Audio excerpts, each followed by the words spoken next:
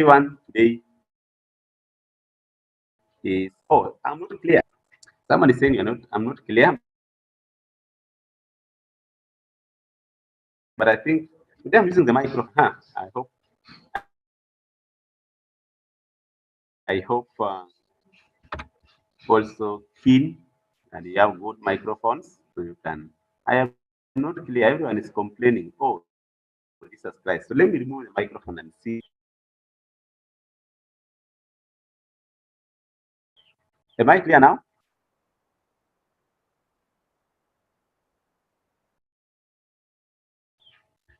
Is there any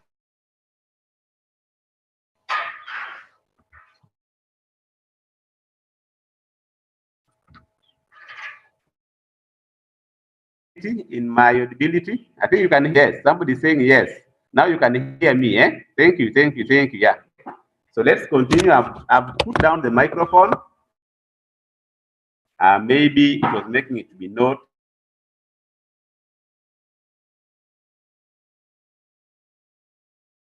Thank you for confirmation. So we proceed. We have three categories of testing. As you can see from your screen, there are three main areas of testing. One is HIV diagnosis.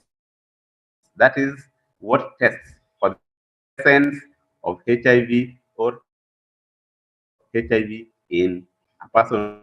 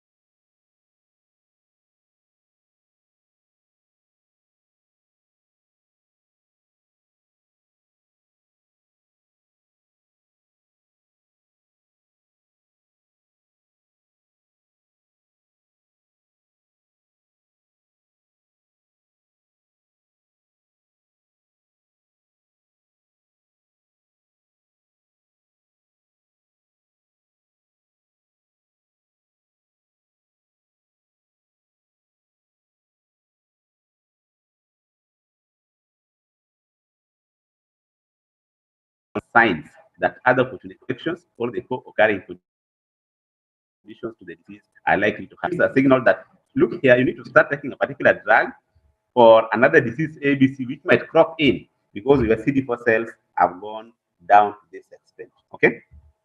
And then we have diagnosis. So diagnosis here. Now the first one of what we have just looked at in page 4. I'll go straight to it. Is page, or now on page 5. We have the first item, that is HIV diagnosis. HIV diagnosis. As you can see there, I hope I'm still clear. My network is strong. I doubt if there is any problem here. As far as the network is concerned, somebody is claiming that the network is down. But I think majority are hearing me, so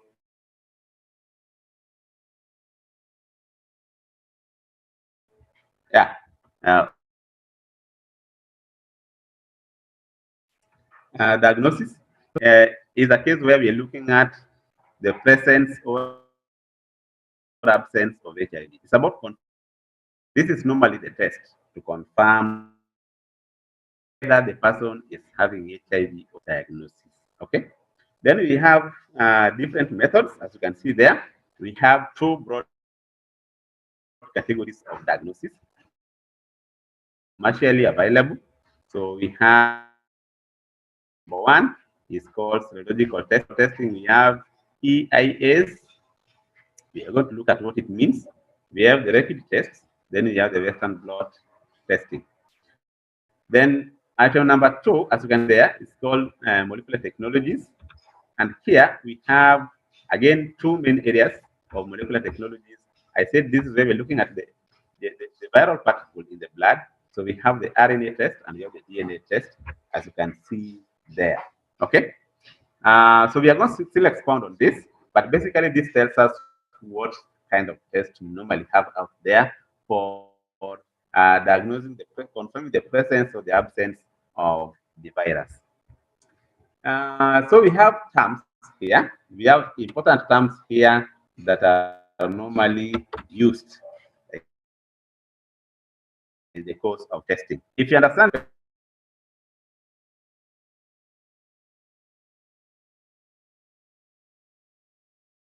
when you go for testing or with any analysis that is being done as far as the spread of the HIV virus is concerned. You can see there is what is called testing strategy. Now, what do we mean by this? So when you talk about testing strategy, we are looking at generally the approach. Okay, the approach for testing depending on the needs. The approach for testing depending on the needs situation at hand. Okay, in simple terms, simply the approach for testing depending on the needs and the situation at hand. For example, if there's blood transfusion, if maybe the test is to be done for the purpose of blood transfusion, you can be sure that it is different from if an individual like you now walk to any testing site and you say, I want the procedure will be the same, right? Or the approach will be the same. Okay. So we have this one according to needs. So we have transfusion and for example, you can also have surveillance, for example, testing for transplantation, organ transplant, or maybe testing, plant-oriented testing, where you go to the site and you want to get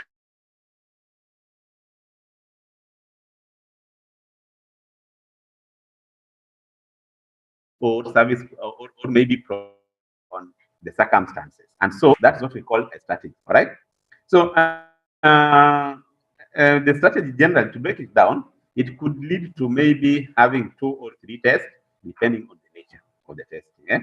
You're having 2 or 3 tests and different kind of tests. Okay. And this should not be confused with retesting. We're going to look at it, but basically strategy is about that. Testing on the needs. For example, if somebody was to come to the college there and then tells you that now you are supposed to donate blood to be taken bank, okay, to be bank, meaning now you are supposed to, several students will be donating blood there. The blood will be collected. Of course, they will not be tested for HIV there during the collection, right? But they will carry them in bags, take them to maybe testing center somewhere where there's going to be mass testing. There's going to be mass testing. You could expect that there's mass testing, and then again, to be sure that the blood that are going to keep in the blood bank that they're going to use in patients that need blood in future are not infected. All right. So that's the testing. Number 2 is testing algorithm. Now, testing algorithm here. This one is of specific assays used in a given testing strategy. A combination and sequence of specific assays will still explain the meaning used within a given testing strategy. For example, assuming the testing strategy was meant for blood bank, the way I've said, assuming was meant for blood bank, the way as the example that I've given. I'm clear now. I think I'm clear now. It is concerned. So that's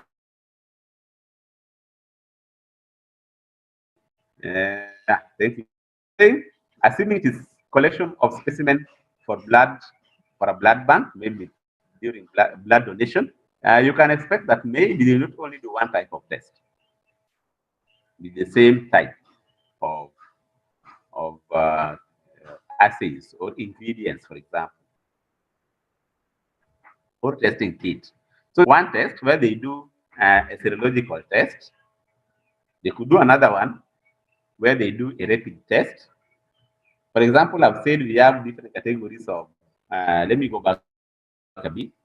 You see, under serological testing, we said we have different categories. We have EIAs, we have rapid tests, and Western blot.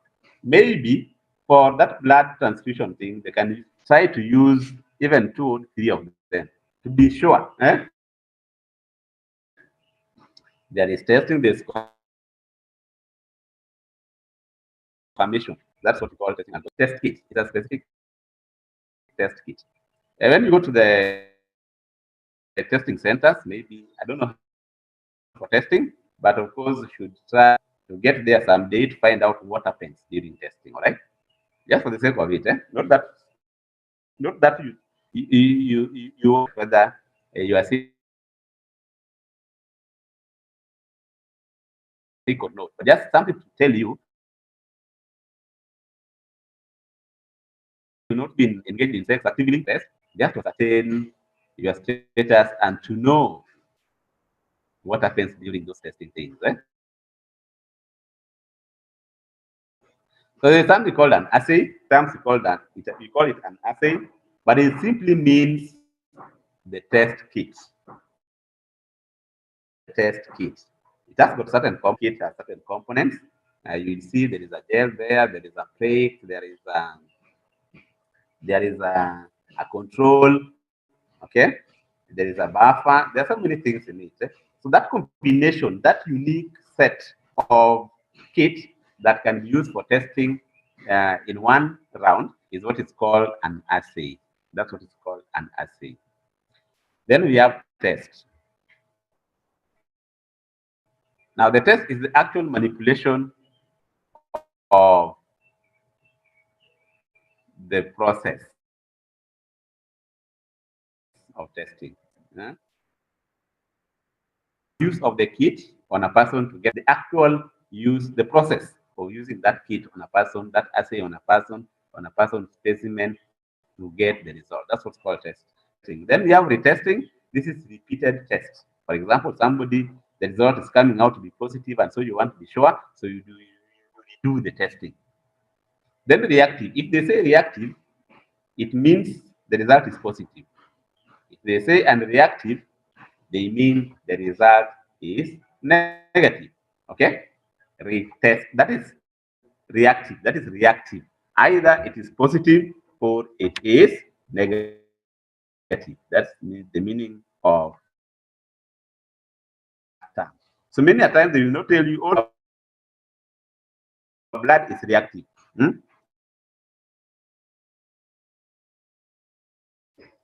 I think it's a soft term, the word positive. Then question number 3.12. Now, what are the recommended testing strategies? Now, this is very important for you to understand depending on your location. Depending on your location. So before I go, I would wish to bring to your attention that there are certain areas where there's HIV, where there's high HIV prevalence. Prevalence means, okay, depending on the test outcomes and even those who not been tested, an estimation. There's high prevalence in a particular population or community setup, and in some areas there is low prevalence. Like even in Kenya here, you must have heard that there are certain regions where the rate of infection is so high, the prevalence is so high. You heard the news that term, there's high prevalence. We still understand the meaning of all these terms. When you talk about prevalence, we talk about prevalence rate, okay, infection, diagnosis, we still understand them. At this point, we are simply referring to the prevalence, and in short, just have it as a case where you're having high number of persons tested and untested but living with HIV estimation in a particular area. So in high prevalence zone, the testing strategy is this. If the first test is done, if that first test is reactive, that is, if it's positive, then it cannot be concluded that a second test will be done. Test is using a different assay. For example, if we use EIA, now we are going to use rapid test, or we are going to use Western blot. Okay, I hope you're following. So, a retesting using a second type of assay is required on the same specimen. If it's blood, it is blood on the same specimen. Now, if the two tests are still showing reactivity, are still showing positivity, then that person will be considered positive. A term that's normally used is called seropositivity, as you can see there.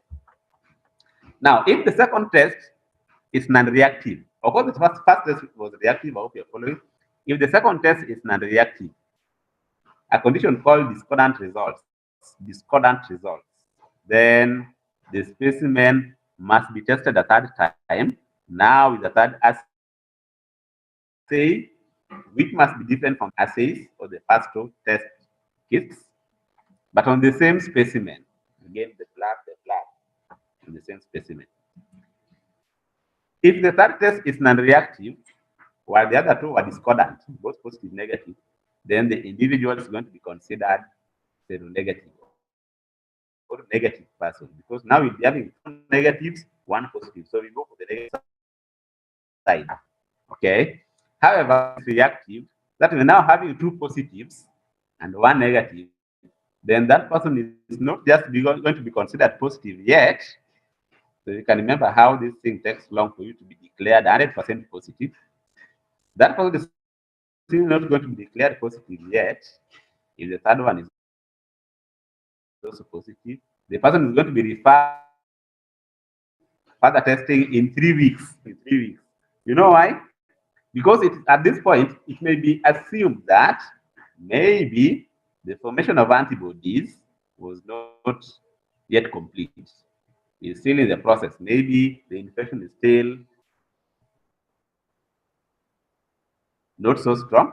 The viral particles are still multiplying or replicating, and so more time.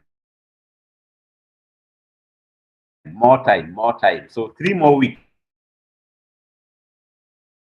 3 more weeks. Then, I don't know which area you consider a low prevalence zone, maybe Wajir, for example. Now, in low prevalence zones,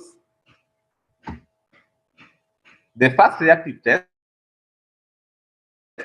if the first test is reactive, must be again be confirmed with the second assay on the same specimen. So if the first and the second one are discordant, the individual can be assigned negative. If the first and the second are discordant, unlike in the high prevalence zone where you do a third test, here, if the second one is discordant, we'll consider that person negative, because the infection rate in that population or in that area is considered very low. Okay? When the first and the second are both reactive, we still don't consider it yet as being positive. So a third different assay must be performed on the same specimen to confirm seropositivity. Now, if the first and the second test results and the third result is non-reactive, and the third result is non-reactive, then the individual should be considered in further 3 weeks. But if all the three are reactive, then that person will be positive. Now, something else to consider under recommendation test is what we consider as the threshold for zone or low prevalence zone. We consider as high prevalence zone or low prevalence zone. I hope when you are listening to me, you can be picking something, maybe writing a few notes down that you feel are important, so that when you go to do your own reading, you are also able to compare with what you had during the teaching. Now, the World Health Organization, the United Nations, AIDS, UNAIDS, normally classify occurrence of a disease in a community at a particular time to be highly prevalent. It is more than 1%. Is more than 1% of the attendees. Actually, they do normally compare with mothers, right? And you can relate why. They normally compare with mothers that are mothers and children, and the mothers that are attending antenatal clinic. That is the clinic after giving birth. So if the antenatal clinic attendees, if the particular disease is being followed, and the antenatal clinic attendees, the rate at to which that disease is being detected is more than 1%, equal to or more than 1% of the antenatal clinic attendees, it is normally considered as very highly prevalent. Okay? But for the purposes of HIV and AIDS, the prevalence threshold is a little bit higher.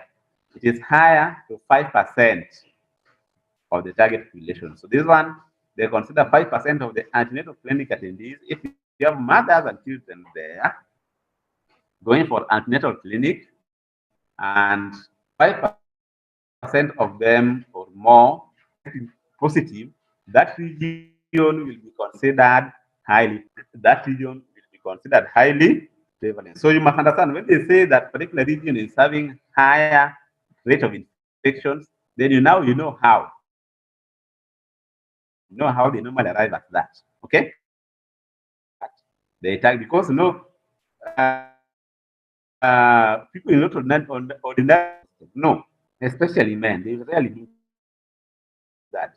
But of course, mothers are bound. The mothers have a strong obligation to go to the clinic to ensure that the baby is fine, and so that is where they target to get the statistics of the rates of infection.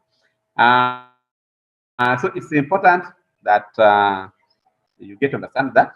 And then there's this last point: the assays chosen during should meet criteria for sensitivity and specificity. Sensitivity should be 99% and 68%. What do we mean by this statement?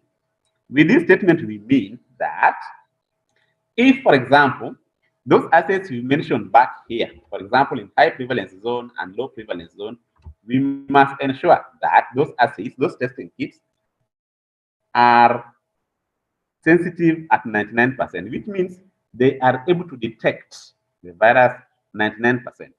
Note that you are making guesswork, and they should be specific 98%. Specificity here is used to mean that they don't detect any other type of virus and pretend to give results that is the virus we're looking for. No, must give the exact type of virus, and that is HIV type 1 or type 2 virus. Okay? And there are specific tests for type 2 and type 1 and type 2. Specific.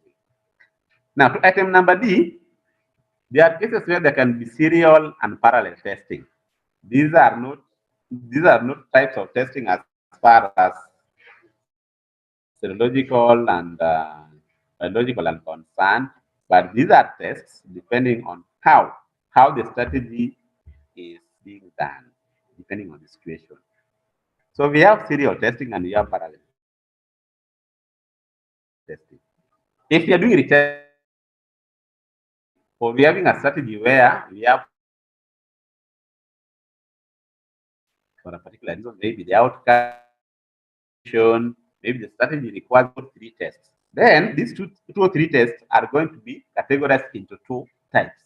There is serial and there is parallel testing. Now, serial testing is the normal situation where you go for first test, maybe the result is not clear, or a confirmation needs to be. That is called serial testing. Both two tests or more at the same time, parallel. Under what conditions? There may be conditions, for example, in labor wards. Somebody has gone for labor, and this person we don't know her status at all. Now, the medics are there trying to deliver the baby, but now they have to know the status so that precautions can be taken so that there's no cross-contamination from the mother to the baby. Okay? So in that case, they'll do what is called parallel testing. Test, at the same time do another test, because they can't wait for the result one, do the second one. No, to ascertain the status. Okay, so I hope you're enjoying the lesson, and I hope I'm audible enough. One more time. Right for me there that I adjust serological testing. Let's now look at serological testing. We have 3 categories. But before I go there, maybe you need to understand these kind of tests simply identifies the antibodies been produced by our immune system, the antibodies that have been produced in response to the infection, or they can directly test for the antigen of the diseases. They can test for the antigen. The antigen is normally called P24. It's a protein, so that's why protein is there. Protein number 24. That's the antigen for the serological tests are answered by the immune system in response to an infection. Anytime there's an infection in the body must respond. The white blood cells must respond by producing antibodies to fight the diseases. I hope you know that from your basic science. And so that's what is being tested under serological testing. Alternatively, it can also test the antigen, which is normally a protein called protein antigen, in this case called P24, kind of disease. Okay, so it's important to understand that this type of testing does not detect the virus itself, but rather it detects an immune response. It detects an immune response. Another one, it detects the results by looking at what has the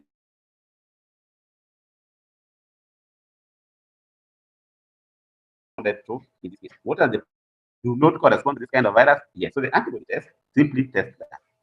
Okay. Now there are several, but I will narrow down to three types of serological tests. We have EIA in bracket, and in full is enzyme immunoassays. Another term for it is enzyme linked immunosorbent assay.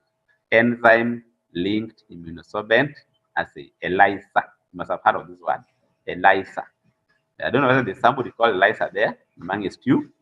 So ELISA, enzyme linked immunosorbent assay. Then we have simple tests, simple rapid tests. And then we have the Western blot tests. So then we have the Western blot tests. So we move to AI to EIA, as you can see there. EIA in full is enzyme immunoassay. Enzyme immunoassay. I will summarize what is here and what is important for you to understand. You're not doing this for hardcore science, neither are we medics. Okay? Even if there is anyone there doing any medical course, doesn't matter here. We are simply having it as a general knowledge. So this kind of test, this was the most common test up to the early 2000s. It was the most common test up to the early 2000s. During those days, you could hear that somebody has gone for testing, and that person will have to wait for even 7 days. Call. You go for testing, you give your blood, 7 days. That is in late 90s, early and late 90s. You know why? Because we are doing what's called batch testing. So they will take this kind of specimen. They will collect as many as even 90 or 40 specimen, and then so they will wait. So that they have what's called a batch. A batch is not this kind of testing. It required a specialized test several specimen could be as many as 90, but at least half was required. So that there's no wastage of the batch. So at least 40 of the specimen was enough to do the test. So they had to collect as many as 40 before they did, and that is why there was always delay.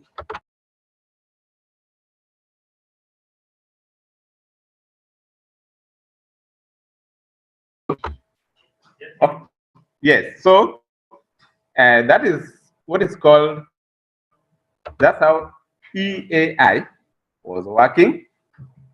That's how EAI was working. Now, so this was centralized kind of testing, and it could be the one that is applicable in if it is central surveillance or blood transfusion cases. For example, if your bloods are collected there for blood transfusion, maybe donation to the blood bank again, then you definitely, those blood samples that will have been collected from you guys there in college will be taken for test through EAI. This kind of test, it does not test an individual. Okay, so the several collection will be tested at the same time. Okay, so it takes 2 or 4 more hours, and it is normally recommended for high throughput laboratories, that is, labs that test several specimens at the same time in large quantities. Uh, that's what's called high throughput. It's not recommended for low throughput. For example, if you go to the hospital today and you want to do tests as an individual, that one does not work with this. As for the specimen that is required, so of course I've said the second last bulletin, this kind of testing requires sophisticated equipment, technically demanding. There are incubators, electricity, all many things. It uses complicated gadgets. To the specimen required, the specimen is either serum or plasma specimen. We don't use whole blood. Serum or plasma specimen, we don't use whole blood. So serum is the blood that does not have, and even some other does not have that does not have blood cells or even the proteins such as clotting proteins, the fibrinogen. Blood. So these are the specimens that are required for this kind of test. Not the whole blood as a whole with red blood cells, white blood cells, etc. That one is not required for this kind of test. So the whole venous blood has to be prepared to get serum out of it or the blood plasma. So some kind of filtration must be done so that the specimen is obtained. Then rapid tests. Now to this one, these are tests that we ordinarily get when you walk into any testing site as an individual or with your partner. You want to do tests to confirm the status because maybe you want to get married or maybe you just want to know your status. Then you do this kind of test. This is where you go to the hospital. There's a small kit there. The small kit is having a control, and of course the blood is is squeezed from your fingers or something. Just a small drop of blood, and then the buffer or the gel is normally added there. And then they wait for 10 to 15 minutes to get the results. Okay, after they're done canceling etc. That's called rapid test or simply simple test. This one was discovered in the year 2002, is when it was licensed, and so it has really been a game changer here. It has not only isn't the testing, it has made several to get to know their status because it's easy. It's easy to testing site, to walk to any hospital, to walk to any NGO that do that testing, so that you get very cost effective and can be found in any local commercial testing centers. Specimen, this one can use either the serum, plasma, or even the whole blood. Go there, they'll simply take the whole blood. Don't struggle to separate the blood cell, make the serum. No, they simply use the whole blood, and so it is very, very convenient. Again, it's depends on this kind of test is very sensitive. It is 99% accurate and 98% specific. Okay, the rapid test. All now the current developments in testing, for example, the selfie. I think you must have heard of the selfie thing that has been advertised several times.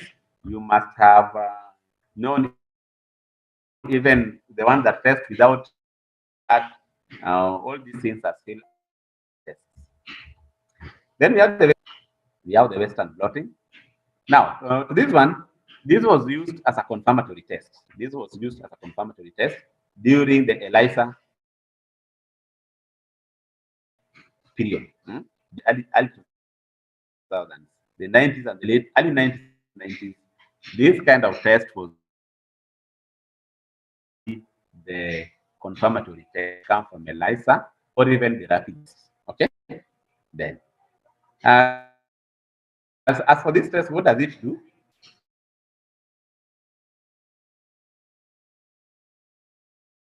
We manipulate the antigen. It consists of multi-layer process similar to that of PIA. So here we have the HIV the HIV antigens are laid on a strip of nitrocellulose, some enriched material there, some sticky, take it as some sticky enriched material. So the HIV antigens are laid out on a strip of nitrocellulose. Okay. So this strip of nitrocellulose, together with the antigen of the virus, the P24 antigen, they'll be incubated. They'll be incubated, okay, with the specimen. They'll be incubated with the specimen. Incubated means they're put in certain conditions where the temperature is controlled, enough for growth of the virus and the activity of the antibodies. So the nitrocellulose strip, together with the antigen, are incubated with antibodies, with HIV antibodies. I mean, are incubated with the HIV specimen, with the specimen. Sorry, they are incubated with the specimen of the person who is being tested. So that blood that has been taken is incubated with enormous material that contains the HIV antigen.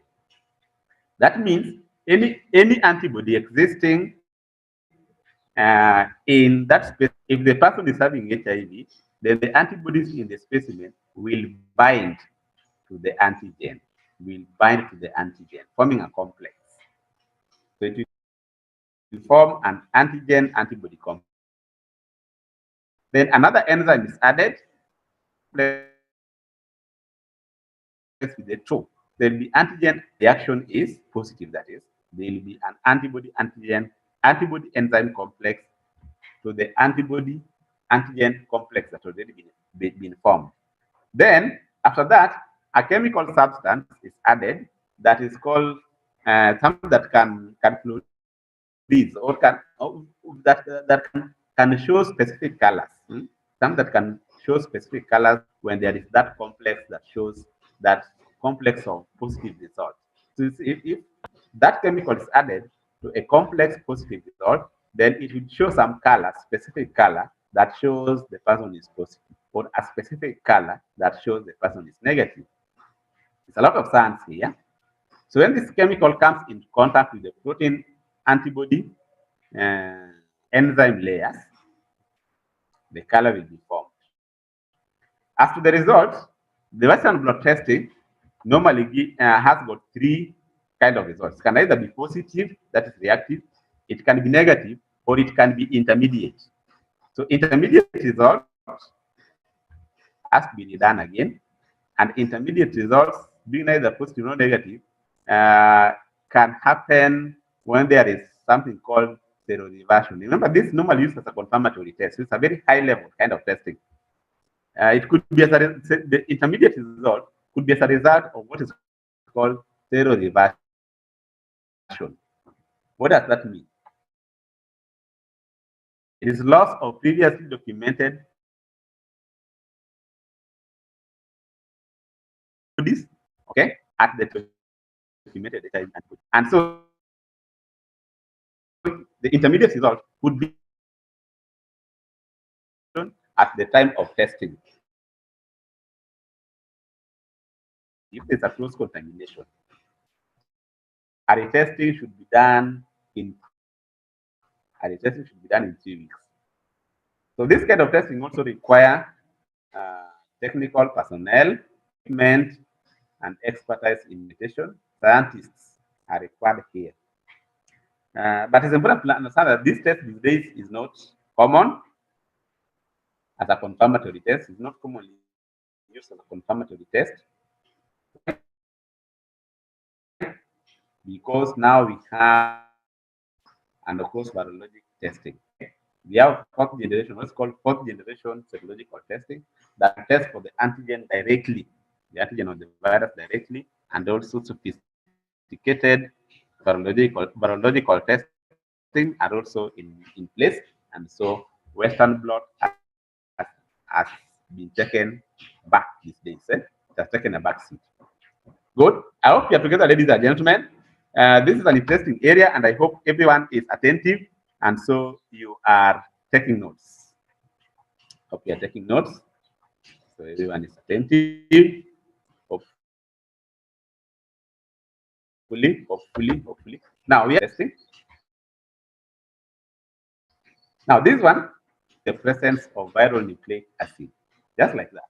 This one involves detecting of viral nucleic acid. Nucleic acids are of two types. We have RNA and DNA. The virus has got an RNA. It's an RNA virus. However, in the process of infection, it will convert the RNA into DNA using that enzyme called RNA polymerase that we talked about the other time. Okay? So it means you can also test the DNA after some time. Okay? We can also test the DNA after some time. Or we can do a DNA test on an RNA by doing conversion of RNA to DNA straight away using very complicated techniques such as the PCR. So we have some PCR that are expound on PCR that can convert RNA to DNA. It is called reverse transcription PCR. So to make us understand better, like I've said, molecular testing or biological testing tests either the RNA or the DNA. So this is a complex process. And so here it has several stages. One process is that you have to isolate the DNA or the RNA. That nucleic acid has to be extracted, which means you get the blood, you extract the DNA or the RNA. A complex process is involved there. But if you are to become a scientist, you will understand. For example, for those who are in biological science or even physical science, you can understand a bit of this. Right? So there's extraction of the RNA, then there is amplification. This amplification, it means the DNA or the RNA, several copies of it are made. These several copies are normally made using a technique called PCR. In full is polymerase chain reaction. In full is polymerase chain reaction. And then finally, after making the several copies of the PCR for analysis, then the detection can now be done. Because the detection is done using molecular techniques, there are several ways of detecting that the RNA or the viral or the DNA that has been polymerized by PCR technique is normally either for this specific kind of virus or another kind of virus. So that one is done using molecular techniques. Okay, there are several things involved there. For example, there's something called sequencing. There is something called RFLP, so hybridizations. Those ones are not for this kind of class. Those ones are not for this kind of class. But just know that there's a detection process following polymerase chain reaction for us to understand, get to know the specific virus, if it's HIV virus or not. Then we have the last point there is that the virologic testing can be either qualitative or quantitative. Again, we still expand on this. Qualitative simply means it can tell us whether there is a virus. Is it a yes or a no? Is the virus present or absent? And quantitative, it can tell us how many viral particles are there. To what extent do we have the virus? Quantitative, it tells us how many viral particles are present. Okay. So now to virologic assays, we like qualitative and quantitative assays. And so I hope you've understood that. And the technique is normally this one involves a process piece of either the DNA or the RNA. Okay, so PCR is the most common virologic technique. This is what I personally have used several times in my research in viruses, and so it is something that if you are to become a scientist, you'll be able to use. We have PCR machines in various research institutions, some universities and even research places such as Cambridge. We have the polymerase chain reaction machine. It is normally called light cycler or thermocycler. Not so okay. Now, as to the specimen, I'm not reading word by word. I hope you must have realized. As for the specimen, there we need plasma. We need plasma. So blood cell-free plasma is what is known for as a specimen. To know that blood plasma with no cells. Okay, so the technique is very complicated, very expensive, and because of the expensive nature of it, use is limited. When you go for testing today, they will never use this test. Okay, they'll use the serological tests. So we said you have to assess. So we have DNA testing and RNA testing under this category. So DNA testing tests for the DNA, genetic material of the virus from the blood sample. So it can be qualitative or quantitative, like you said. And DNA testing is normally the standard method for confirmation. It's normally the standard method for confirmation of testing. Okay, against which other assays are usually compared. So DNA is the most standardized form of testing, and it can detect as early as 9 days after exposure. It can detect as the virus as early as 9 days after exposure. Normally, this one, uh, either we, like I said, either we can convert the RNA to DNA and we test it, or we can simply test the DNA directly once the virus has entered the cells, has made its viral DNA or complementary DNA and fix itself on the host uh, DNA. And then we have RNA testing.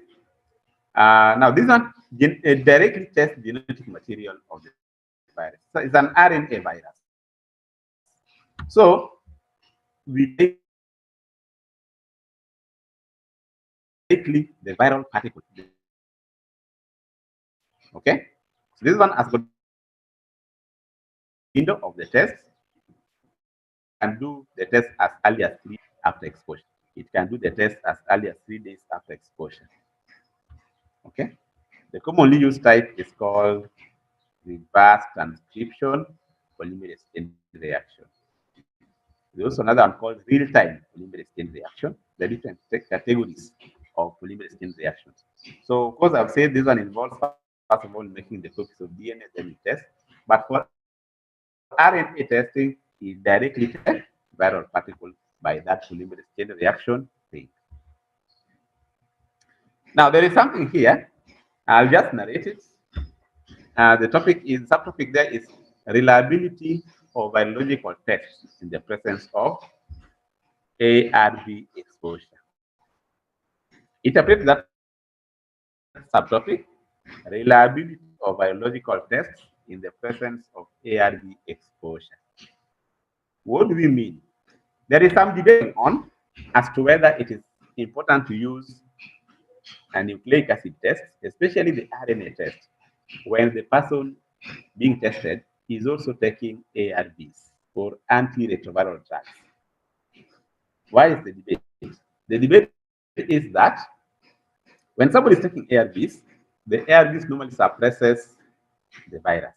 Okay?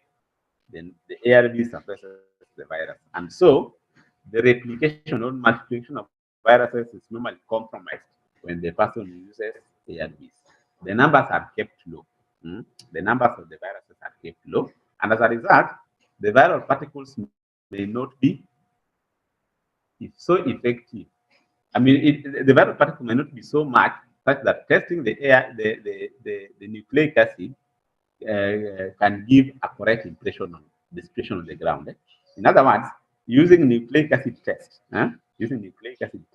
may not give the correct impression of the exposure to the virus because the ARVs are actually reducing the concentration of the virus. That's the meaning of this part. However, remember when we are doing RNA test, we don't normally do them for a person who is not sick. We do them for a person who is sick. That's why they're not done at the outset. When somebody is going for tests for the first time, it's not going to be nucleic acid test. It's going to be serological test. So either way, when somebody has been confirmed to be positive, as in care and as already care, where is he or she is now taking drugs, then this kind of test will now be applicable to monitor the progress. If the test is showing that the infection is going down, it means the person is responding to drugs. If the test nucleic acid test is showing that the infection is going up, it means the person is not responding to the drugs. So either way, it is still applicable. The most standardized form of test, the nucleic acid test, and so there is still no any reason to say this test should not be done. The most sensitive, the most direct, and the one that's the best for monitoring. Good. So we are done with the type of testing, just to test the presence or absence of the virus. Now, to the next form of, I hope you are still following the outline. We are now here, the viral load test 3.2. We're in, and on item 3.2, the viral load test. Let me go there. Now, the viral load test is simply a test that determines the number of HIV copies per milliliter of blood. The number of HIV copies per milliliter of blood. Of course, this test is virologic in nature. Why? Because we are simply going to detect, to specifically detect the viral particles in the blood, the RNA of the virus in the blood. But this test is now a test that's is being done after the person has been detected to be positive, the person is in drugs, and of course, the person is continuing to survive with the virus. So there is a test that's normally being done in the course of somebody who's living with the virus. That is normally called the viral load test. What does it do? It tests for the HIV copies in a milliliter of blood. Okay? What is its role? It gives an idea of how much the virus is in an infected person's blood. It gives an idea on to what extent the virus is in a person's blood. Okay? So it gives the level of disease progression. It gives us a guide whether the person is responding to treatment. It can help us change treatment if the person is not responding. And it can help us know whether the person is really having good immune system. Okay, to withstand other diseases. Because if the viruses are too much in the blood, that for that milliliter of blood, it means therefore means that many CD4 cells will now be dying, and that means the person may not be in a good state of health to even fight other opportunistic infections. Okay, so the main aim of treatment is actually to keep the viral particles low. And so the viral load test will always tell us whether that treatment is doing the intended purpose of keeping the viral particles low in the sick person's blood. Now, test for the viral load.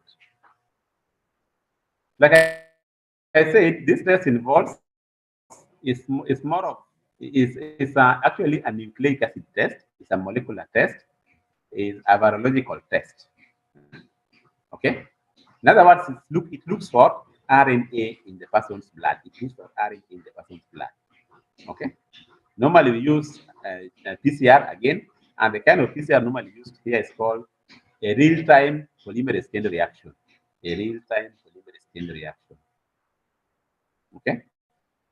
This technique can find as few as 20 copies of the RNA per milliliter of blood. It can detect as few as 20 copies per milliliter of blood. There's an NB there, and this NB is suggesting that always your doctor is supposed to use the same commercial type of RNA test, the same commercial type, because different manufacturers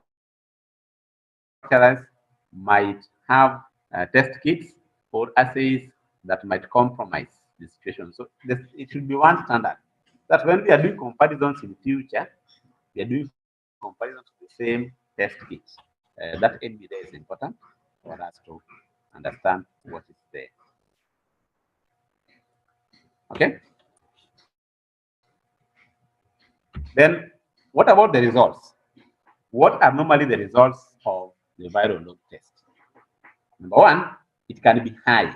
So we have high viral load. Number two, it can be low. That's called low viral load. Number three is undetectable viral load, which is the aim of the treatment. So as to high viral load, this is when the copies per milliliter of blood is 100,000 and more. It's 100,000 or more. We call that high viral load. This means the person is sick, the disease is progressing so fast, and the person is likely to have serious complications. Then low viral load, this is normally below 10,000 copies. This is normally below 10,000 copies, and that means the virus is not doing a lot of damage to the immune system. The virus is low. Okay, but means the person should be worried, should be careful, because maybe the copies will double. Okay, the copies can increase very fast, right? If the person is not taking the drugs, for example. So we have low load, and then we have undetectable viral load. This one is when the copies are less than 20 per milliliter cube of blood. If the copies are less than 20 per milliliter cube of blood. That is a good news. If the copies are less than 20, then it means, therefore, this person is not likely to transmit the virus to another person. It's not likely to transmit the virus to another person. You remember the UU principle, the undetectable,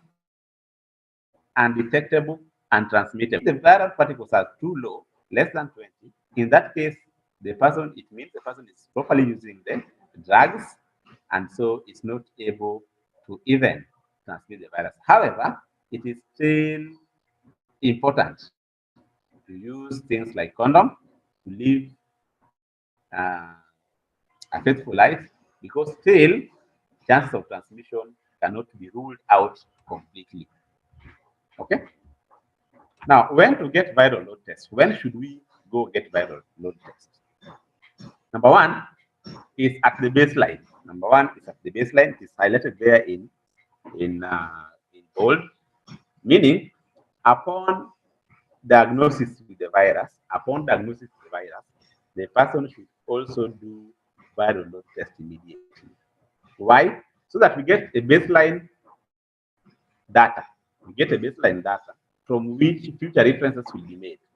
So that when we start now doing the drugs, we'll monitor the progress and see that viral load was this much. It was 10,000 when we started.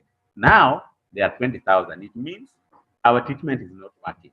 All they were 10,000, now they are less than 20,000. It means our treatment is working.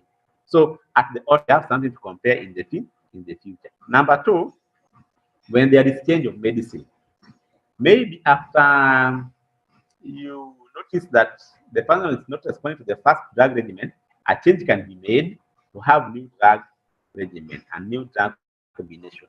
Now, if that one happens, we should always do viral load test 4 weeks after. 4 weeks after.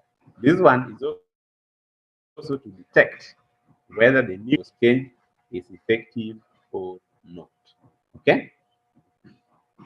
Then the third area where we should do the viral load test is after 3 to 6 months following infection. After 3 to 6 months following infection. Maybe somebody has come for tests. He or she has been tested positive today. But for the viral load test, the result is not positive. For the viral load test, the result is null and void.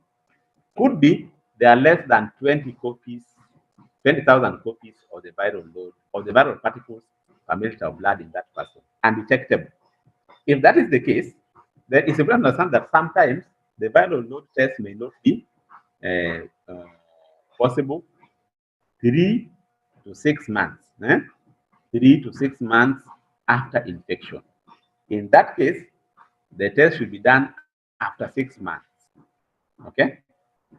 After 6 months. And and of course, it can now be repeated several times because maybe that time the viral particles will have grown to an extent that they cannot be detected. So, in case that the testing is not possible, the testing result is null and void at the outset, at the baseline, upon somebody being detected with the virus, it should be done 6 months later. Then we have the last point. If, for example, the virus is under control, maybe the person has been using the drugs effectively, and so the virus is under control. Maybe repeated tests show that the person is negative, or the virus is undetectable. That's not mean the virus has gone away, but undetectable. Then this test can be done less frequently. Okay, good. Now to the last type of test, the CD4 count. And this one I wanted you to, because there are so many questions last week as to what the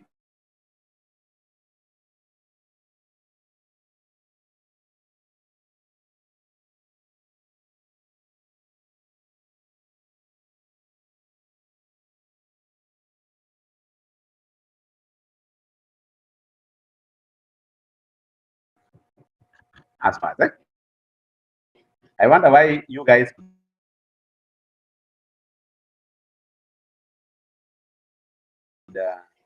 check up like this.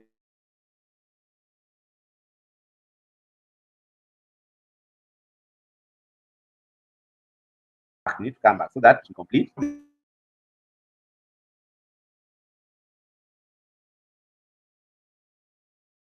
CD4 count. Very important. So the CD4 count, also known as the T4 count, also known as the T helper cells count. It can also be referred to as CD4%. The formal name is CD4 lymphocyte count. CD4 lymphocyte count. So we are going to elaborate even the meaning of CD4. So this kind of test. So when is this test required? Just like the the viral load test, this test is supposed to be done when somebody has been tested positive. Okay? When somebody has been tested positive. And what does it do? This test looks for the number of the CD4 cells, which are the target cells for the virus. The CD4 cells are lymphocytes, white blood cells, that are very, very important as far as our immune system is concerned, and their main work is to protect us from infection. This kind of test look for their numbers, count them, what percentage in reference to other CD4, in addition to other lymphocytes. So why is it required? Most often, this test is done to measure the strength of our immune system. It's what tells us whether we still have a strong immune system, whether we still have several CD4 cells as per the required standard, so that these CD4 cells can fight off the diseases. Okay. Also, it helps us to check the treatment, because when the treatment is effective, their numbers, the CD4, will go up. But when the treatment is less effective, the numbers will keep on going down. Now, when to get tested? When to get tested for CD4 count? At the first diagnosis, we get tested at the base stand in our immune system, and for future comparisons, just like in viral load test. Then, about 3 to 6 months after starting the antiretroviral therapy, about 3 to 6 months after starting the antiretroviral therapy, to check whether there is response to treatment. If there is proper response to treatment, such that the viral load test, for example, is down and detectable, then we can do this test less frequently, maybe between 6 once in a while, 6 to 12 months. What sample do we require for this kind of test? This kind of test requires the whole venous blood, the whole venous blood. This one we need blood with all its cells because we want to detect the number of CD4 cells, the white blood cells. As for biological testing or viral load test, remember we do not want the whole blood. We need a blood without the blood cells. Now, what is being tested here? We are testing for the CD4 cells. These CD4 cells are white blood cells from the lymphocyte group of white blood cells. They are called lymphocytes because they are found in the lymphatic system in the lymph. They are found in the lymph. They are called T cells. They are called T cells because they are manufactured from the thymus gland. Thymus gland is one of the endocrine glands that is found beneath the sternum of the body. Beneath the sternum of the body, we call them thymus, and so they are produced from thymus gland, and so it's called T cells. That's what we are testing. The T lymphocytes. They are called CD4 because they have markers on their surfaces. They have markers, something that makes them be detected on their surfaces called clusters of differentiation. Clusters of differentiation. In bracket CD. Okay. Then the number four simply identifies the specific type of cell. There are several CD4s. There is CD4. There are several CD cells. There is CD4, CD6, CD8. Just a number used to identify them from other CD cells. CD4. That's why they're called T. So the T helper or the T is because they're produced by the thymus cells in the thymus gland. Okay, and these cells are the major target of HIV that normally attacks them and kills them. Okay, so these cells, the CD4 cells, they vary in number depending on the level of attack by the virus. If the virus is too much on the body, they'll be killing the CD4 cells. The CD4 cells will be going down. If the viral level is low, the CD4 cells will not be killed. When the CD4 cells are killed, they can be killed to an extent that they become too little to fight off other diseases, and in that case, other opportunistic infections come up, including pneumonia, TB, etc. And if they go below 200 cells per cubic millimeters of blood, if the cells are below 200 per cubic millimeters of blood, we consider that person having AIDS now, has reached the AIDS stage. Okay? We consider that person having reached the AIDS stage. Okay? So, proper treatment with antibiotics or highly active antiretroviral therapy combination can help boost the number of CD4 cells. Okay. And then something important to note is that the CD4 does not necessarily represent the level of sickness of a person. I mean, to show outward to what extent somebody is sick. Somebody could be having good number of CD4 but looks horrible, while somebody can be having poor number of CD4 but looks okay. So it's not always advisable to just use CD4 of sickness to say somebody's down, CD4 cell count is down. And then sometimes the CD4 is expressed as a percentage. Sometimes the CD4 is expressed as a percentage, in which case is normally taken as a percentage of the total number of lymphocytes. All other lymphocytes, we look at the ratio of the CD4 cells to the other lymphocytes. Okay? Now, why do we do this test? We do this test, one, to predict whether the disease is worsening or not, the disease progression, determine how quickly to start treatment of the ARVs for start treatment for opportunistic infection, not ARVs, to determine how quickly to start treatment for opportunistic infection.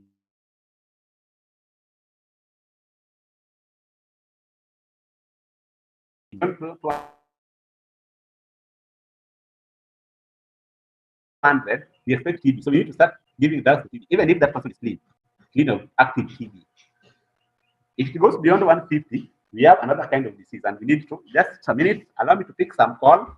1 minute, ladies and gentlemen.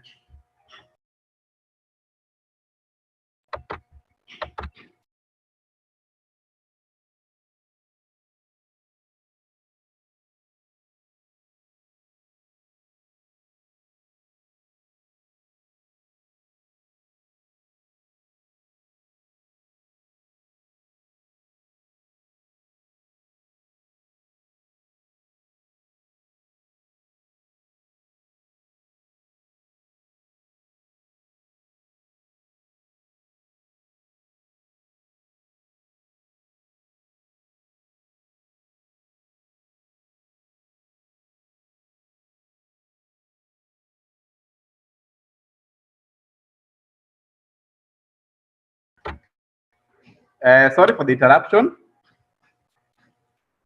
Uh, so, number 3, it evaluates the immune system. And number 4, it monitors the effectiveness of ARV treatment. Monitors the effectiveness of ARV treatment.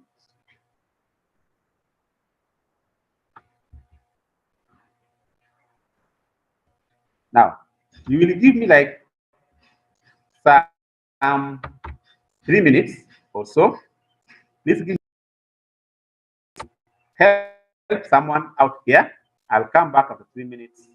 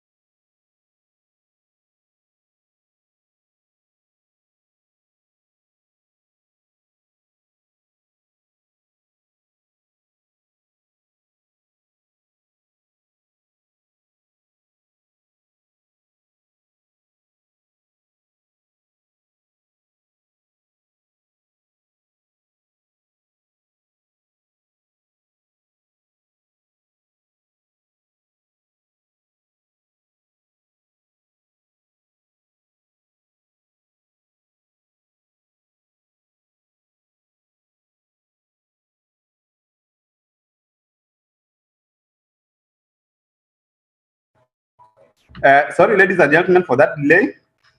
I was attending to a very urgent issue, but I'm now through.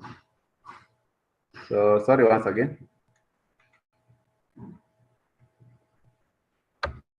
I hope you are still seeing the slide.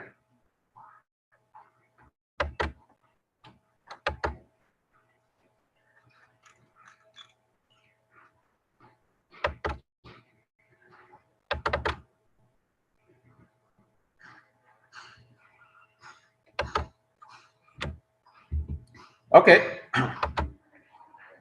Let me share the slide again.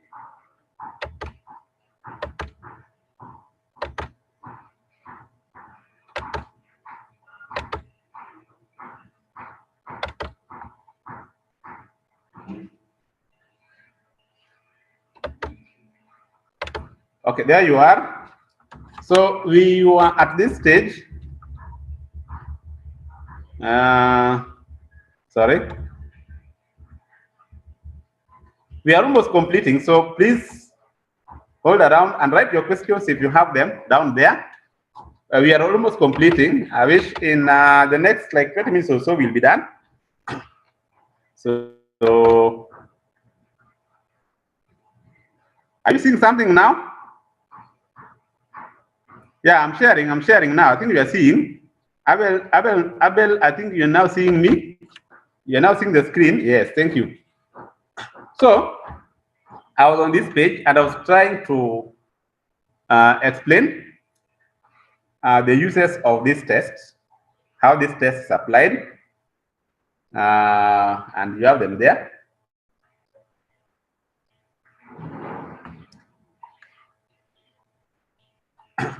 Then I'll proceed to the next slide.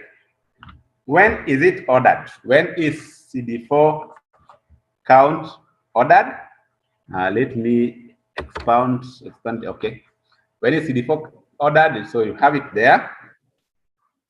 Now, this one is normally done alongside viral load test at the baseline. Normally done alongside viral load test at the baseline when once somebody has been diagnosed with HIV immediately. Then after the baseline, it's normally done at intervals over time, depending on the situations. For example, if antiretroviral therapy is delayed, or after starting the antiretroviral therapy, or during the first 2 years of stable ARV use, or during the first 2 years of stable ARV use. Now, what about the results? And now, this area is important. What about the results? Just like the results of the viral load test, we also have the specific results of the CD4 test. Number one, ordinary CD4 count is supposed to be between 500 to 1,200 cells per cubic millimeters of blood in adults and teens. Okay, between 500 to 1,200 cells per cubic millimeters of blood in adults and teens. Okay, so this one is the standard. So it means this person is healthy, of course, doing well. Immune system is strong. However, this number will be going down depending on the attack of the virus, the level of attack of the virus. So it's important to understand the count. So we have a low CD4 count. Now, low CD4 is below 500. A low CD4 count, once somebody has been affected now with the virus, the low CD4 count below 500. If the number goes to below 200, then it means the immune system is now too weak. The immune system is now too weak to withstand other opportunistic infections. Okay.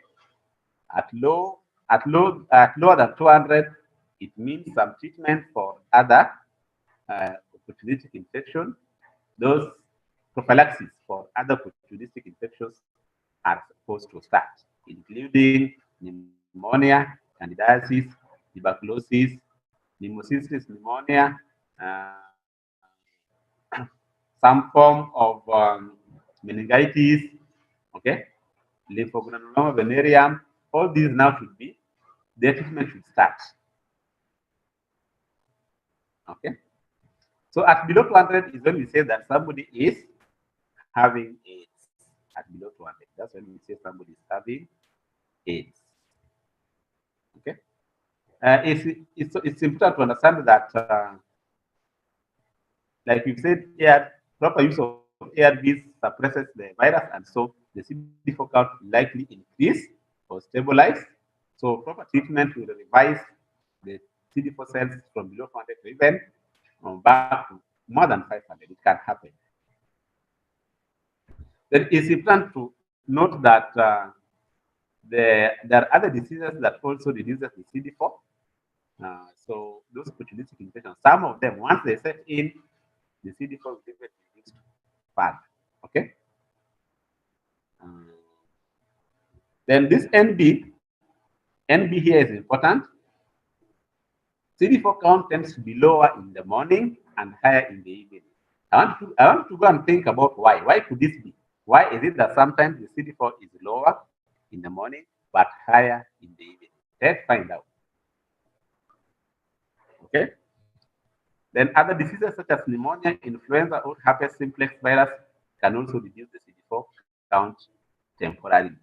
Not like the one for AIDS or HIV, but these other diseases can also reduce their count temporarily. So during the general treatment or assessment of the CD4 is important. If somebody has pneumonia or influenza, sometimes also these diseases can make us have low CD4, and it may confuse with the reduction as a result of HIV. Then cancer chemotherapy can dramatically reduce the count. Somebody's having cancer at the same time having HIV. So also you know that treatment, that cancer treatment, can also kill some cells, and so it can reduce the CD4 count. Then point number 4, the CD4 count does not always reflect how someone with HIV disease feels and functions. For example, some people with higher counts are ill, very, very ill. However, some with low count may be looking normal, not so ill. Okay? But someone with higher count could be very ill and having serious complications as opposed to somebody with lower amount. So it depends on the way somebody's immune system functions. So we are through with that. We are through with CD4 tests. So I hope you pick something. As much as the numbers gone down, those who are there, I hope you pick something as far as the CD4 test is that. Then now the specimen collection. Specimen collection. This one is now very brief. It won't take us even 10 minutes. We are almost ending, ladies and gentlemen. If you have any question, you can write. Any question you can write so that I respond to it. So as for the specimen collection, we've talked about the specimen here, and mainly the specimen of choice for testing of HIV is the blood. Okay. There are others currently. For example, some people have some people prefer even using the saliva. Is the main specimen. It could be, it's always described as venous blood or cold capillary blood. And of course, this one is done from the body by various uh, by various techniques for biological or serological testing. So every assay differs in the requirement, in the amount and type of specimen, in the volume and type of specimen required from the blood itself. Okay, some require the plasma, like you've seen. Some require the whole blood, as you've seen. So each assay differ in terms of the requirements. And you need to understand that bit very well. It could be the blood, but what we need is the blood, only plasma. Okay, for example. So those assays require different kinds of specimen. How do we collect the specimen? We collect the specimen by using a heel or finger prick. This one is normally called the lancet. Okay? This is normally called the lancet. So I intend to go for testing one more time. When you go for testing, there's that small object, sharp object that is blue in color. They use it to prick the middle finger or the index finger They prick it with that, and then from there, they by use of capillary, they suck the blood. Eh? By use of the capillary tube, they suck the blood, plus a recommended quantity there. Okay. So the prick is normally called lancet. So virologic assays require 500 to 1,000 microliters of plasma. Virologic assays require 500 to 1,000 microliters of plasma or serum, not whole blood. Okay. Sometimes we may use dried blood spot. We'll look at it. Why sometimes we may use dried blood spot as opposed to the wet blood. In that case, the required amount of the blood will be 35 to 100 microliters of whole blood. Then rapid assays for simple tests, they generally require 50 to 150 microliters, some as low as 5 microliters. Okay, but of course, this one is whole blood. Okay, whole blood mostly, but they can also do the serum and plasma. Still, it can work. But whole blood is normally drawn 50 to 150 microliters of whole blood, or serum or plasma. Then occasionally, for testing the other diseases, to study other diseases and clinical markers, okay, that might come along with the virus, like the opportunistic infection, normally 1 to 3 ml, 1 to 3 milliliters of venous blood is normally required, 1 to 3 ml of venous blood. Then to the last bit of specimen, we have the use of dried blood spots.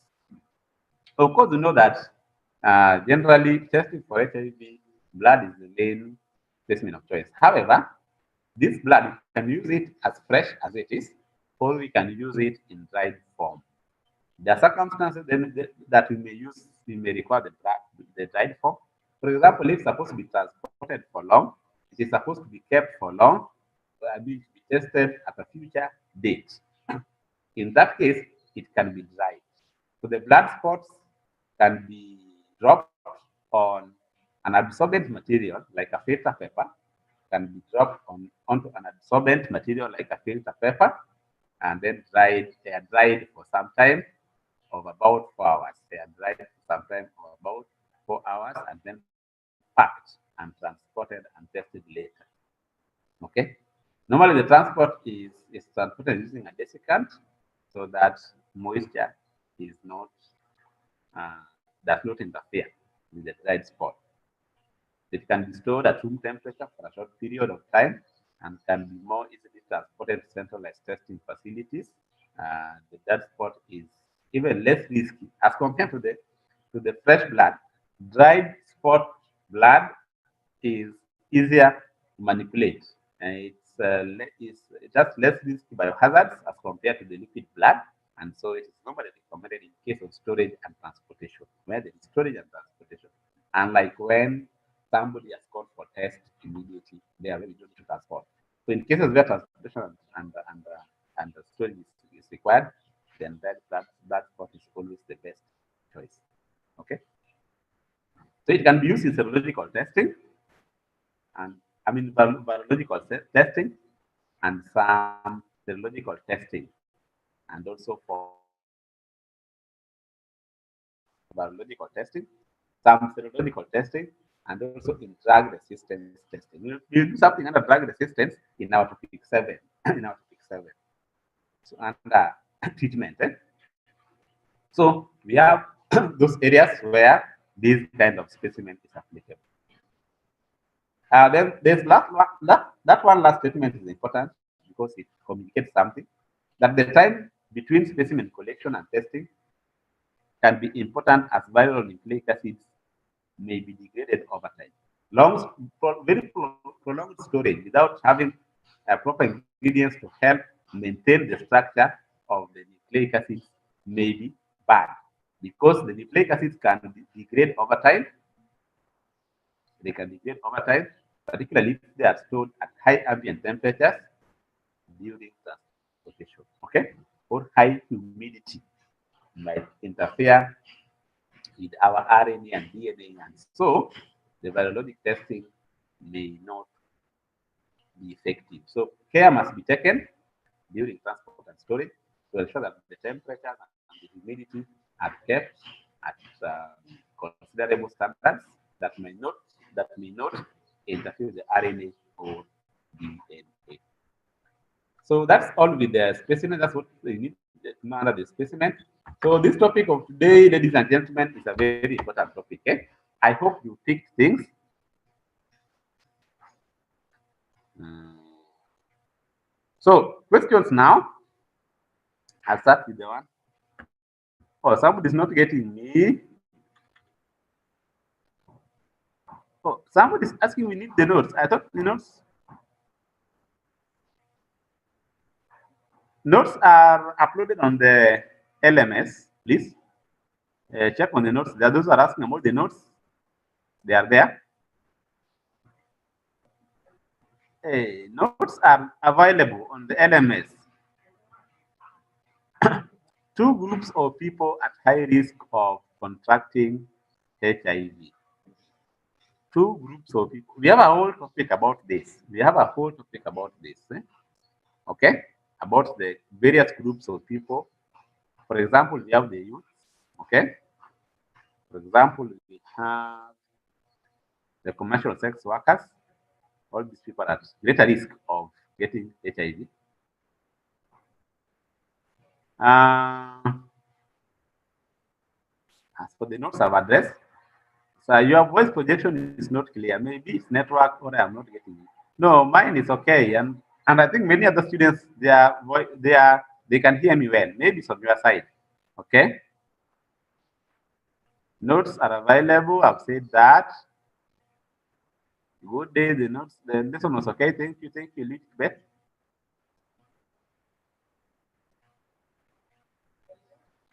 As to how you enroll, register for the course, I think if you register for the course, you can check out on this with your department or with LMS management team. Oh, I wasn't audible. Sorry. You are enrolling for which unit in LMS are we enrolling for? You are enrolling for KUC 123, KUC 123 January to March. January to April, I think. KUC 123 January to April.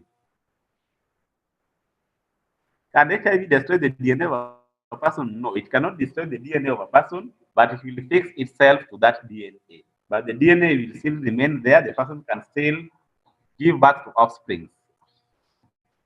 Can HIV destroy the DNA of the person? I've explained that. No, but it will fix itself to that DNA.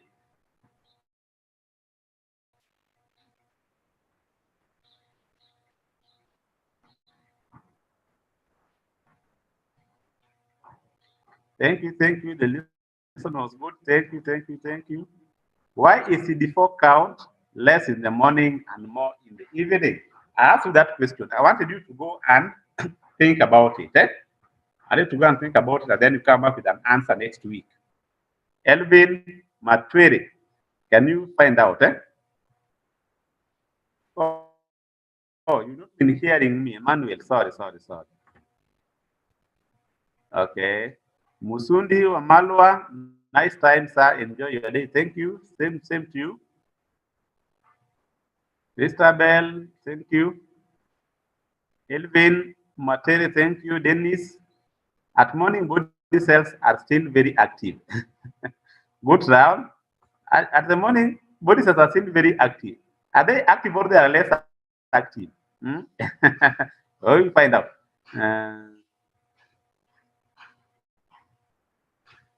Oh, I will save it as my internet. I'll try. Hypnotic David, thank you. Meshach Keitani, thank you. Good day, ladies and gentlemen. Yeah, YouTube will be uploaded, I suppose.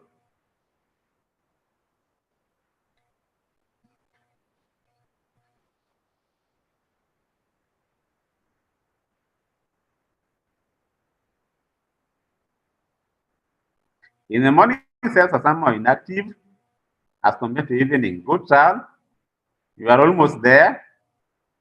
Can exchange of saliva can lead to HIV transfer? No. We look at that in our next lesson, transmission. Our next lesson is transmission. So Haruna ED, be there for transmission, be there. We'll deal with that effectively. Rekesa Hillary, when a HIV positive person still be infected with HIV when all the blood in the person is transmitted and replaced with fresh blood? Yes. Why?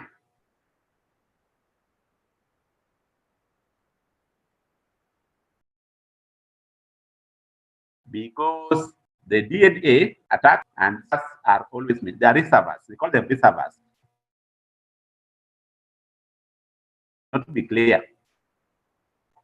Normal amount of CD4 is 500 to 1,200 in teens and adults. 500 to 1,200 per milliliter of blood. Per milliliter of blood. That is the Delian Wasilwa per milliliter of blood. 500 to 1,200 per millimeter cube, if you like, of blood. Fabian, thank you.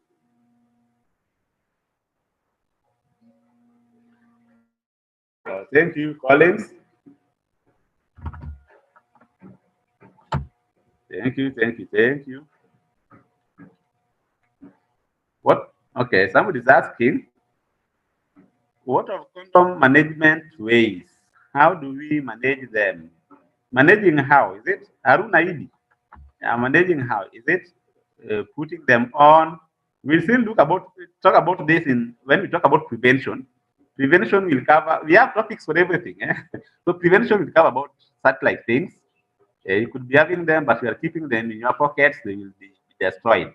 And you've been climbing trees, so it will be destroyed. So you wait for that time.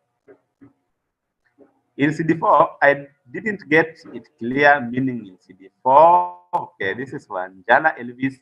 CD4 in full is clusters of differentiation. These are markers that are found on the surface of the CD4 cells. A marker is something that is used to identify it. Okay? Then number 4 is like saying cell number 4. There are other types of CD4s, I mean of CDs, of CD cells, so to speak. So there's a type called type number 4. These are just ways of classifying them. Do you think HIV will be eradicated in Kenya by 2030, as scholars say, and what are the strategies? It may not be eradicated by 2030. You can't tell me 7 years time HIV will not be there. But what I know is that the rate of transmission will be very low because people have become clever. People use condoms. People use ARVs. So the rate will be very, very low. But not that it will be out. When HIV infects the brain, can it interfere with the normal function of the person of the brain? Yes, it can. If it infects the brain, of course, there are things like the meninges that will be interfered with. And these things there's normally memory lapse, by the way, but that one is mostly when opportunistic infections come. There's normally memory lapse for people with HIV/AIDS at strong level, at AIDS level. Best method for control, if there is no abstinence, because there's an age that you cannot abstain. Now this is techno. Okay. If there's no plan for abstinence, the abstinence is the surest way, but if there's no abstinence, which is out of question at some age, then condom is the most appropriate. Or how to manage them by wearing them. Haruna, by wearing them, we'll discuss that in our topic 7, prevention and control. Can a rust razor blade cause AIDS? It doesn't cause, but it transmits. Only and only if it has been used by some other person. This is Emily. After it's been used by some other person who is sick, who is having the virus, and another person uses it immediately. Then there'll be contact with contaminated blood, and so they get HIV. Is it true that once you're infected with HIV virus, The virus becomes dormant if you don't engage in sexual activities. It does not become dormant if you don't engage in sexual activities. However, it becomes dormant at some stage called the latency phase. The latency phase, which can take even about 10 years when the cells are inactive, but not because you are not engaging in sexual activity. However, engagement in sexual activity, Abel, can lead to reinfection and even bring another serious strain than the one that you already had. What are the predisposing factors to depreciation of CD4 count? The predisposing factors to depreciation. In other words, you are asking what leads to the reduction of CD4? If there is no proper use of ARVs, there is maybe other diseases in the body. For example, like we said, some pneumonia can also increase the rate of dying of CD4. Not properly using ARVs also. Alcohol intake, all those can exacerbate the occurrence of CD4. Is it possible to stay with AIDS for about 25 years and above? Yes, subject to taking ARVs. Is there any possibility of a person having HIV with no some of its signs, okay, no symptoms being detected? Yes, very, very possible at latency phase. Can the continuous use of ARVs cure drugs? ARVs drugs cure in HIV infection? It will not cure, Kelvin, but it will suppress them to a level where it is not detectable and not transmittable to another person. The case of Hillary, when a person who has been infected with HIV control in early stage, when the person is, I think you may be asking, early use of ARVs upon new infection is the best way because it will seriously reduce the chances of uh, the viral particles increasing in number and killing the CD4s. It's the best way to remain healthy for good. Is the CD4 count, is CD4 count has relevance to human body? Relevance, not understanding how, but maybe you mean, okay, CD4 count, the higher the number, the better, because the higher the number, it means the body is healthy, is able to fight off diseases. Haruna. So the lower the higher the CD4, the better for the person. Can eating good fresh fruits reduce harms of HIV? Yes, correct. Vitamin, we'll do that under nutrition and HIV. We have a topic for that. Yes. Can the virus undergo mutation against the ARV, sir? Yes, we look at that. Very, very possible. We look at that in topic 8. Emmanuel Shikuku, HIV can be stopped at integration stage. Can we find something to prevent enzyme integrase to attach itself to the end of CD4? Good, good, good, good. We look at that under integrase inhibitor drugs, under treatment of HIV. We have them there. A whole topic about this. Integrase inhibitor drugs. That's how we call them. If you start taking ARVs immediately, can it heal? Not healing, but will reduce. I will explain that. Between type 1 and type 2, which one is dangerous? Type 1 is more common, but and progresses faster than type 2. Type 1 is more common and progresses faster than type 2. Yes. Both of them are dangerous, but type 1 is more common and progresses faster than type 2. Okay, sir? Why is it that people having HIV are very hostile and extremely harsh? Oh, do they? Yes, yes, they do. Sometimes they get irritated very fast. They get irritated very fast. The effects of ARVs, the effects of, yeah, we'll see the effects of ARVs. Sometimes they lead to some kind of stress and very judgmental situations and even suicidal thoughts anyway. Can someone who has taken ARVs for a long time develop resistance against a drug? Yes. Some drugs it can. Does kissing with the infected person cause infection? No, unless there is a wound. We look at that next topic. What are the components of ARVs?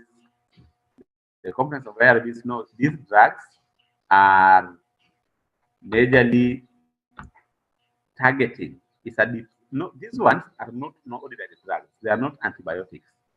they simply target, there are chemicals that target a specific activity during the life cycle of the virus.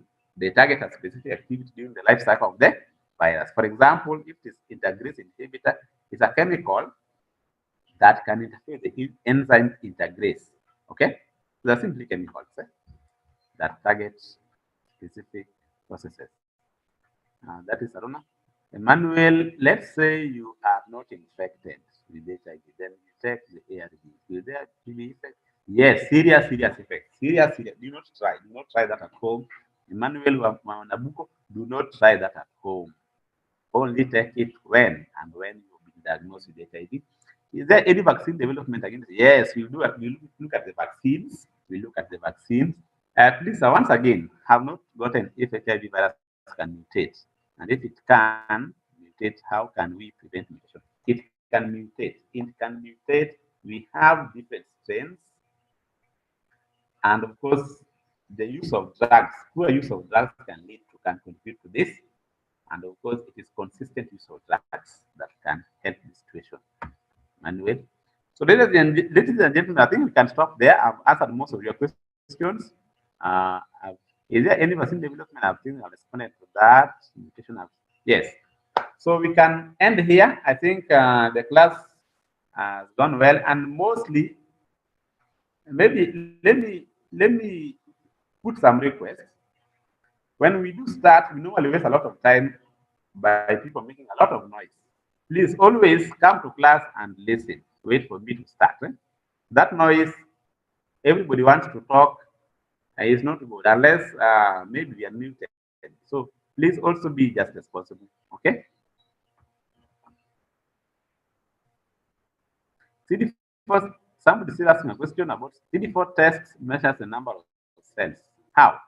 Per milliliter cubic of blood, we can count the number of cells. We can count, okay, by microscopy or any other technique. Then we have do this complementary cRNA similar to the normal mRNA. No, they're not. We don't have cNRNA. We have cDNA. But I think what you wanted to ask is whether the RNA that is found in the virus similar to the normal messenger RNA. They are not similar. The messenger RNA is from the DNA and it is headed to make the proteins. All right? While the RNA in the virus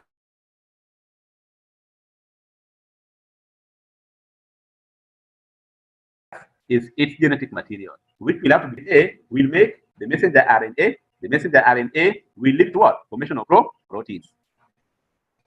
What are some of the neoplasmic conditions related to the HIV and AIDS? Neoplasmic.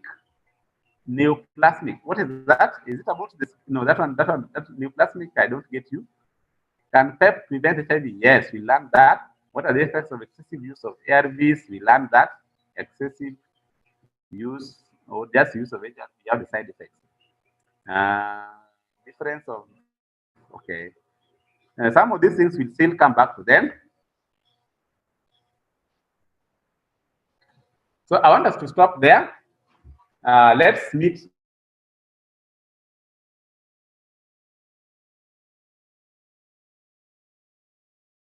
next.